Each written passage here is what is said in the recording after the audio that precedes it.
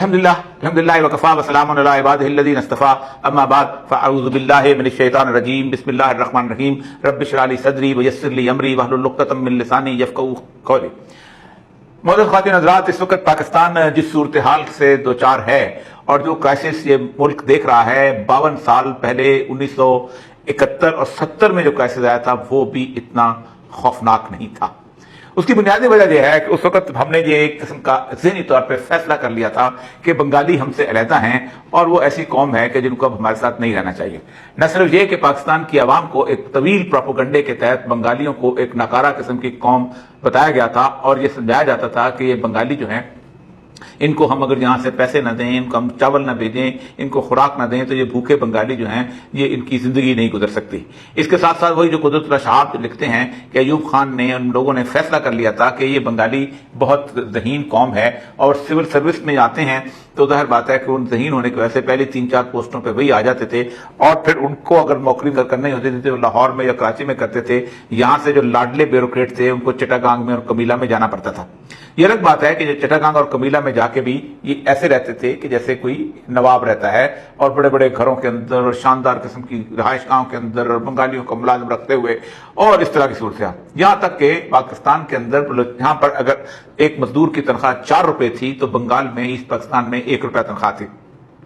بنگالی جو تھے جب اسلام آباد اور لاہور آتے تھے تو اکثر کہا کرتے تھے کہ ان دونوں کی سڑکوں سے پٹسن کی بو آتی ہے، کیونکہ اس وقت پاکستان کا زر مبادلہ یا پٹسن تھا اور یا پھر یہاں سے چاول تھے، کیونکہ اس وقت تک پاکستانی جو تھے وہ بیرون ملک نہیں گئے تھے اور جو فورن ریمیٹنسز یہاں پر نہیں آئی تھیں۔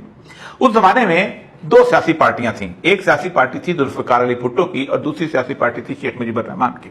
شیخ مجیب الرحمان کی سیاسی پارٹی نے 300 کے ہاؤس میں سے 160 نشستیں جیتنی تھیں اور 160 کا معاملہ یہ تھا کہ 162 نشستیں جو تھیں وہ مشرقی پاکستان سے تھیں اور ان میں سے صرف 2 نشستیں جو تھیں وہ بچ گئی تھیں جو اس کے ہاتھ سے، اور ایک تھی نور الامین صاحب کی اور دوسری تھی راجا تری دیو رائے کی نشست۔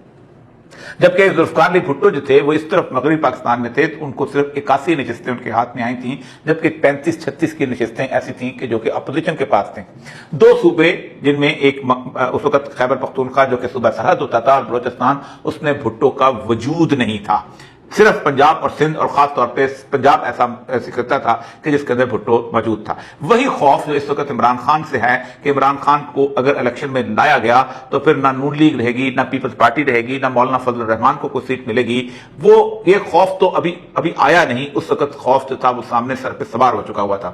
یہی وجہ ہے کہ اس زمانے میں جس وقت شیخ مجیب الرحمان جیتا ہے دسمبر کے الیکشن کے اندر، تو اس سے لے کے 25 مارچ تک، یعنی آج کا مارچ کا مہینہ تھا، ہم اس بات کو طے کرتے رہے کہ مجیب الرحمان کے 6 نکات جو ہیں ان کے ساتھ کیسے ڈیل کرنا ہے۔ اس دوران چونکہ ساری کی ساری اردو پریس جو تھی یا تو ذوالفقار علی بھٹو کی غلام تھی جیسے کہ آزاد اور مساوات کی، اور یا پھر مشرق امروز کی طرح اسٹیبلشمنٹ کی محتاج تھی یا ان کے زیر اثر تھی جن کو یحییٰ خان کنٹرول کر رہا تھا۔ اس پریس نے یہ ثابت کرنے کی کوشش کی، بالکل اسی طرح جیسے آج عمران خان کے بارے میں ثابت کیا جاتا ہے کہ مجیب الرحمان ایک فتنہ ہے، مجیب الرحمان جائے پاکستان کے لیے ایک بہت بڑی بلا ہے جو نازل ہوئی ہے، یہ یہاں سے اپنے لوگوں کو، پاکستان کے لوگوں کو وہاں سے خزانے کو وہاں لے جائے گا اور وہاں پر جا کے خزانہ جو ہے وہ انڈیا کے حوالے کر دے گا۔ حیران کن بات ہے کہ یہ وہ لوگ کر رہے تھے کہ جو بڑے ذہین اکانومسٹ تھے، کہ جن کو اندازہ تھا کہ اسٹیٹ بینک میں کاغذ کے نوٹ کی کوئی حیثیت نہیں ہوتی۔ جب مشرقی پاکستان جو ہے وہ بنگلہ دیش بن گیا تھا تو ہم نے نئے نوٹ چھاپ لیے تھے اور اس طرح کی کہانیاں بیان کی گئی تھیں۔ اسی طرح آج کی 2-3 دن جو 23-24 مارچ کے زمانے کے اندر یہ نیگوسیشنز کرتے وقت 25 مارچ کی شام کو یہ اعلان کیا گیا کہ اب ہم نیگوسیشن نہیں کریں گے کیونکہ شیخ مجیب الرحمان جو ہے اس فتنے سے نجات حاصل کرنا بہت ضروری ہو گیا ہوا ہے۔ تو اسی وقت فوری طور پر اس کے گھر پہ باقاعدہ اسی طرح جیسے کہ زمان پارک میں چھاپا مارا گیا اور گھوسوں سے اور ٹھڈوں سے شیخ مجیب الرحمان کو مارتے ہوئے چھوٹے سے تانبندی کے گھر سے لے کے آئے اور اس کو گرفتار کر لیا گیا۔ اسی شام ذوالفقار علی بھٹو جو کہ 81 سیٹیں رکھتا تھا، جو کہ اپوزیشن لیڈر تھا، جو کہ کم سیٹیں لے کے جیتا ہوا تھا، اس نے 6 گھنٹے کے بعد تقریباً وہاں پر شام کو 7:15 بجے کراچی ایئرپورٹ پہنچا اور آ کے اس نے پریس سے خطاب کرتے ہوئے کہا کہ پاکستان خدا کا شکر ہے بچ گیا۔ لیکن اس کو اندازہ نہیں تھا، اور اس کو اندازہ تھا، لوگوں کو اندازہ نہیں تھا کہ پاکستان بچا نہیں، یہ شخص پاکستان کی تباہی کے پروانے پر یحییٰ خان کے ساتھ مل کر دستخط کر کے آ گیا ہے۔ جہاں آرا امام ایک خاتون ہے، اس کی ایک ڈائری ہے جو 1 دسمبر سے لے کے 23 مارچ تک ہے. اس کا بیٹے کی لاش آئی تھی، اس کے خامند کی لاش آئی تھی. وہ ڈائری پڑھو تو آپ آنسوؤں سے رو پڑتے ہو کہ یہ ہو گیا تھا اس ملک کے ساتھ. اس سے ذرا پہلے اگرچہ کہ وہ انتقال کر گئے تھے تفضل مالک میاں، لیکن وہ بتا رہے تھے یہ آخری ایام جو تھے یہ ایسٹ پاکستان کے یہ کیسے تھے کہ جس کے اندر ہم نے پوری تگ و دو کی تھی کہ یہ لوگ یہاں سے نکل جائیں، یہ لوگ یہاں سے چلے جائیں، یہ ہمارے پیچھے کیوں پڑے ہوئے ہیں. آپ حیران ہوں گے کہ پاکستان کے وہ خطہ جسے ہم پنجاب کہتے ہیں، اس لاہور کے اندر ایک تنظیم تھی انجمن جمہوریت سند خواتین. اس کی طاہرہ مظہر علی خان اور ایک شمیم عالم تھی، انہوں نے اور کچھ خواتین نے مل کے جلوس نکالا کہ تم ایسے ایکشن کیوں لے رہے ہو. تو لاہور کے شہری ان کے دو رویا کھڑے ہو گئے اور انہوں نے ان کے منہ پہ تھوکا. اس کے ساتھ ساتھ تمام صحافیوں کے رقم ان کے علیحدہ 3 ایسے صحافی تھے جو کہتے تھے کہ تم زیادتی کر رہے ہو. ایک امیر اختر تھے، ایک عبداللہ ملک تھے اور تیسرے جو تھے وہ تھے آئی رحمان. ان تینوں کی پتلے بنا کر جلائے گئے. اور جب مشرقی پاکستان ٹوٹ گیا تو غلام مصطفیٰ کھر کو جب بھٹو نے گورنر لگایا تو اس نے پورے شہر میں پوسٹر لگائے، صحافت کے 3 شیطان عبداللہ ملک، امیر اختر اور رحمان. یہ وہ کیفیت تھی. اس کیفیت کے اندر پاکستان جو تھا وہ 2 لخت ہو گیا. لیکن اب پاکستان شاید 2 لخت نہ ہو، لیکن پاکستان تباہی کے راستے پر گامزن ہو جائے اس کیفیت کے اندر. میں آپ کو عرض کروں کہ اس وقت عمران خان کو الیکشن سے روکا کیوں جا رہا ہے. خوف وہی ہے کہ جو اس وقت خوف تھا کہ ہم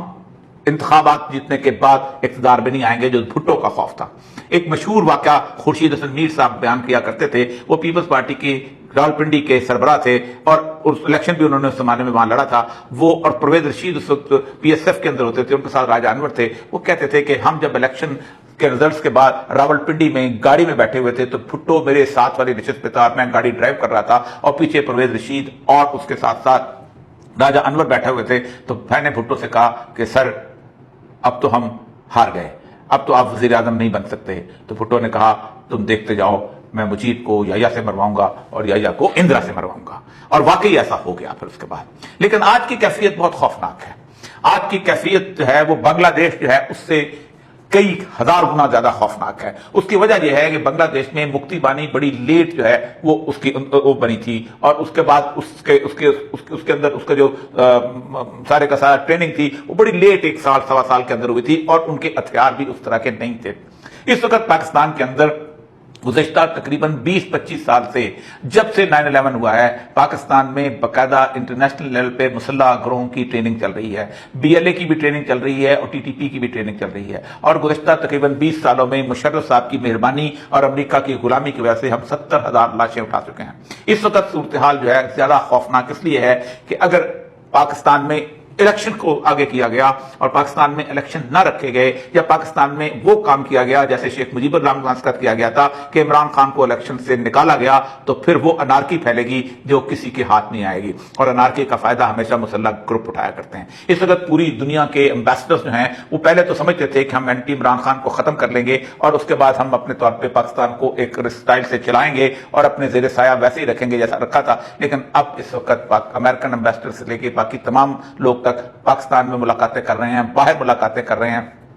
ظلم خلیلزاد کو آگے پیچھے لگایا ہوا ہے، رابن رفیل لگی ہوئی ہے کہ دیکھو اگر اس وقت عمران خان کو انہوں نے الیکشن سے آؤٹ کرنے کی کوشش کی تو حالات جو بگڑیں گے. عمران خان کے فالوور جو ہیں وہ تو ڈنڈا بردار نہیں ہیں، اس کے فالوور تو اسلحہ بردار نہیں ہیں، اس کے فالوور تو ایسے نہیں ہیں. لیکن کیفیت ایسی چلے گی کہ پاکستان کی تمام لا اینڈ آرڈر فورسز جو ہیں ان کو پنجاب اور سندھ میں انگیج کرنا پڑے گا. کے پی کے خود جذباتی طور پر عمران خان کے ساتھ ہے تو وہ تمام فورسز جو کہ آرگنائز ہیں، وہ تمام فورسز جو کہ کافی عرصے سے پاکستان کی فوج کے ساتھ لڑ رہی ہیں، وہ تمام فورسز جو ہیں ان کو راستہ ملے گا. اس کو کہتے ہیں پورس سوسائٹی، وہ سوسائٹی جس کے اندر ہر طرف سے راستہ بنایا جا سکتا ہے، وہ سوسائٹی کے جس کے اندر سوچا